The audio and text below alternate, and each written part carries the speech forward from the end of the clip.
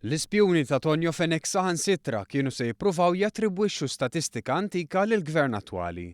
Jiżvela dan il-ġurnal l-Orizzont li juri kif fit-13 ta' frar 2014 Chris Paċ mill-Bank Ċentrali innota statistika li wrid tnaqqis sostanzjali fl-investiment dirett barrani. Tnaqqis b'mod partikolari fis-settur tas-servizzi finanzjarji, l-ICT u s-servizzi professjonali. Fl-email tiegħu Paċ jissuġġerixxi jekk għandhomx jikkummentaw dwar dan bħala indikatur li l-gvern qed ifalli fil-ħolqien tal-impjiegi. Fit-tweġiba tiegħu Kienet żara mill-MFSA jinnota li din l-istatistika tkopri bejn Ġunju 2012 u Ġunju 2013, perjodu fil-parti l-kbira tiegħu taħt amministrazzjoni nazzjonalista.